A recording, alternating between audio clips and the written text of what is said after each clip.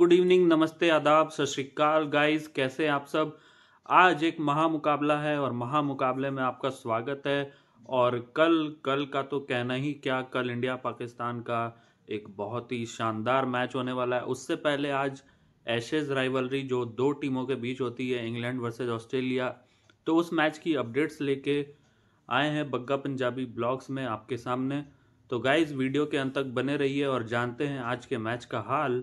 तो आज क्या क्या हुआ मैच में बताते हैं आपको और लेके चलते हैं आज के मैच में। तो गाइज ग्रुप बी के नज़रिए से देखा जाए तो ये बहुत ही महत्वपूर्ण मुकाबला था और लाहौर में पहली बार चैंपियंस ट्रॉफी का ये मुकाबला हो रहा था।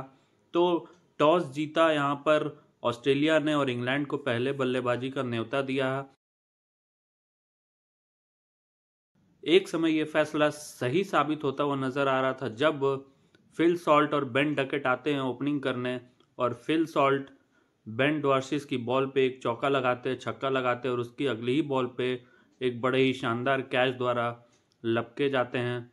और इसके बाद आते हैं जेमी स्मिथ, वो भी तगड़े शॉट लगाते हैं और वो भी आउट हो जाते हैं बेन डॉर्सिस की बॉल पे एक ज़बरदस्त कैच के द्वारा। तो 43 रनों के अंदर अंदर 2 विकेट गिर जाते हैं और ये फैसला ऑस्ट्रेलिया का एक समय सही लगने लगता है।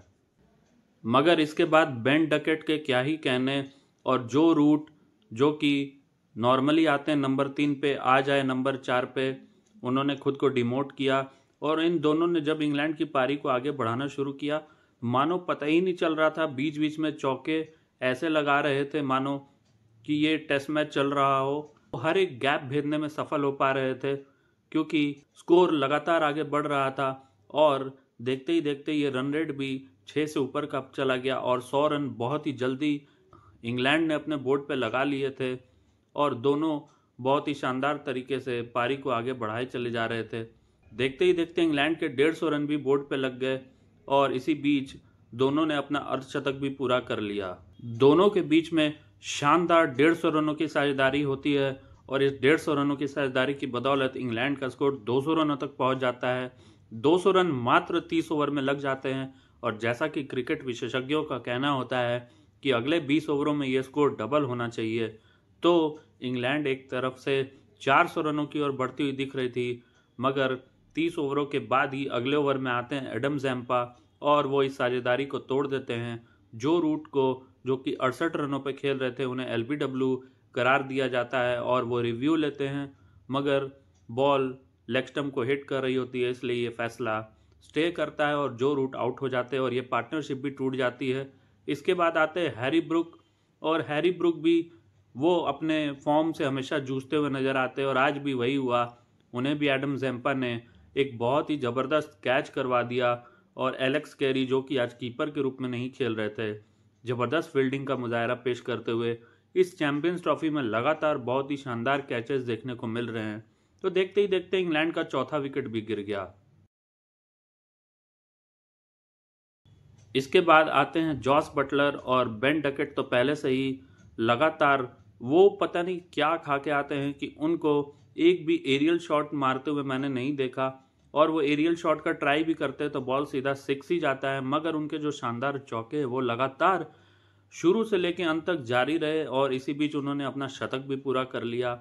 और जॉस बटलर और बेन डकेट बहुत ही अच्छे नज़र आ रहे थे, मगर जॉस बटलर हमेशा की तरह तेज खेलने में और पारी को एकदम से आगे बढ़ाने में वो आउट हो जाते हैं। इसके बाद आते हैं लियम लिविंगस्टोन और आखिरी बार उन्होंने कब परफॉर्म किया था मुझे याद नहीं है और लियम लिविंगस्टोन भी बहुत ही जल्दी आउट हो जाते हैं। वो भी ज़्यादा चौके छक्के मारने के चक्कर में बाउंड्री पे कैच थमा बैठते हैं और इसके बाद लगातार विकेटों का सिलसिला जारी रहता है। एक समय जो इंग्लैंड का स्कोर 400 रनों की ओर बढ़ता हुआ दिख रहा था वो अब धीरे धीरे 350 से नीचे ही दिख रहा था, क्योंकि इसमें एक कप्तानी का भी बहुत बड़ा रोल होता है और स्टीव स्मिथ की ज़बरदस्त कप्तानी देखने को मिल रही थी।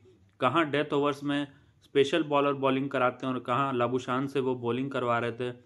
उन्होंने भी 2 विकेट झटक कर स्टीव स्मिथ की कप्तानी को सही साबित किया, क्योंकि आखिरी के ओवरों में विकेट्स की ज़रूरत थी और उन्होंने अपनी टीम के लिए विकेट दिलाए। और जब आखिरी ओवर चल रहा था, आर्चर स्ट्राइक पे थे और उन्होंने काफ़ी अच्छे तरीके से आखिरी ओवर में एक चौका और छक्का लगाकर इंग्लैंड को 350 रनों तक पहुंचा दिया। इंग्लैंड का स्कोर 350 रनों तक पहुंच गया और ये एक बहुत ही ज़बरदस्त स्कोर है, क्योंकि चैंपियंस ट्रॉफी में इससे पहले जो रिकॉर्ड था वो 346 रन का था, जो आज टूट गया। तो ये चैंपियंस ट्रॉफी में एक इनिंग में सबसे बड़ा स्कोर है जो कि आज इंग्लैंड ने लगाया है। तो इसका पीछा ऑस्ट्रेलिया किस तरीके से करती है, क्या वो इस चेज़ को करने में सफल हो पाएंगे, क्या वो सबसे बड़ा चेज़ होगा चैंपियंस ट्रॉफी का, और क्या ऑस्ट्रेलिया आज रिकॉर्ड बना पाएगी। लेके चलते हैं आपको ऑस्ट्रेलिया की इनिंग में। बात करते हैं ऑस्ट्रेलिया के रन चेज़ की, तो ऑस्ट्रेलिया ने अपने पारी की शुरुआत ट्रेविस हेड और मैट शॉट के साथ की और उनकी शुरुआत भी इंग्लैंड की तरह ही अच्छी नहीं रही और 21 रनों पर ही पहला विकेट गिर गया ट्रेविस हेड के रूप में। जोफ्रा आर्चर ने इंग्लैंड को पहली विकेट दिलाई ट्रेविस हेड के रूप में। ये बहुत ही बड़ा विकेट था जो कि इंग्लैंड को मिलता है और इसके बाद 6 रन ही और जुड़े थे कि 27 रनों पर ऑस्ट्रेलिया ने अपना दूसरा विकेट खो दिया स्टीव स्मिथ के रूप में। और स्टीव स्मिथ जब आउट हुए, इंग्लैंड प्लेयर ऐसा सेलिब्रेट कर रहे थे कि जैसे उन्होंने मैच जीत लिया हो, क्योंकि स्टीव स्मिथ भी एक बहुत बड़ा विकेट था। इसके बाद आते हैं मार्नस लबुशान, मैट शॉट, दोनों की काफ़ी अच्छी साझेदारी होती है। इंग्लैंड की तरह ही इनकी भी तीसरे विकेट के लिए एक अच्छी साझेदारी आगे बढ़ रही होती है और मैट शॉट का जलवा अलग ही दिख रहा होता है। वो एक एंड से बहुत ही शानदार पारी खेल रहे होते हैं, चौके और छक्के उनके बैट से लग रहे होते हैं और उन्होंने 9 चौके और एक छक्के की मदद से शानदार 63 रन बनाए और मार्नस लाबुशैन ने भी 47 रन बनाए और दोनों ने काफ़ी शानदार तरीके से ऑस्ट्रेलिया की पारी को आगे बढ़ाया।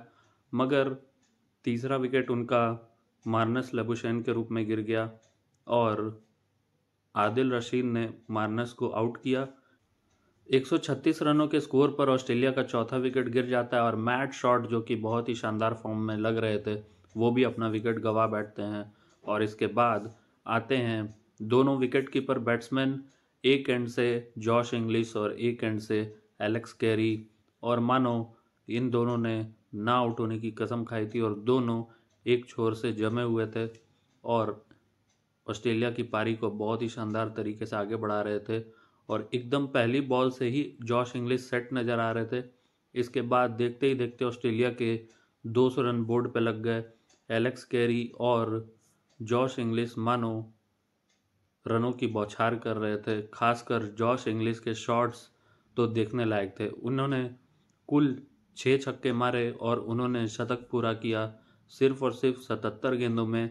ये उनका पहला शतक था वनडे क्रिकेट में और पहला शतक पूरा करने के लिए उन्होंने क्या मुकाम चुना। और एलेक्स कैरी आउट हो जाते हैं 69 रनों पे। पांचवा विकेट गिरता है ऑस्ट्रेलिया का 282 रनों पे।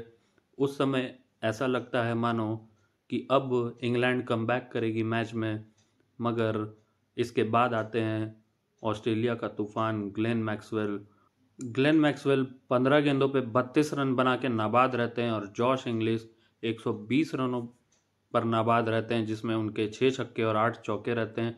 दोनों मिलकर ऑस्ट्रेलिया को एक ऐतिहासिक जीत की ओर ले जाते हैं, ऐतिहासिक जीत दिलाते हैं, क्योंकि चैंपियंस ट्रॉफी में इस चैंपियंस ट्रॉफी में इससे बड़ा स्कोर कभी भी चेज नहीं किया गया था। 346 रन का पिछला रिकॉर्ड था जो कि आज ऑस्ट्रेलिया ने 15 गेंद रहते ही पूरा कर लिया और ये ऑस्ट्रेलिया की एक बहुत ही ज़बरदस्त शुरुआत चैंपियंस ट्रॉफी में।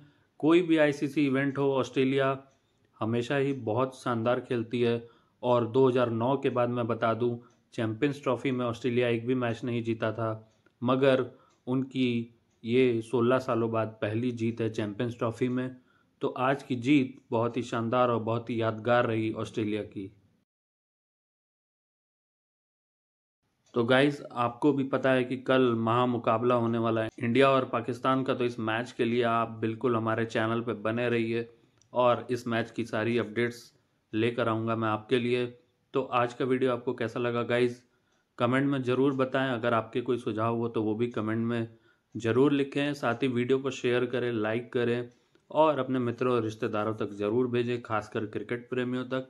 और अगर आपने चैनल को सब्सक्राइब नहीं किया है तो जल्दी से जल्दी चैनल को सब्सक्राइब कर लें। तब तक मिलेंगे नेक्स्ट वीडियो में, तब तक के लिए टाटा बाय बाय, आदाब, सलाम, सत श्री अकाल, जोहार।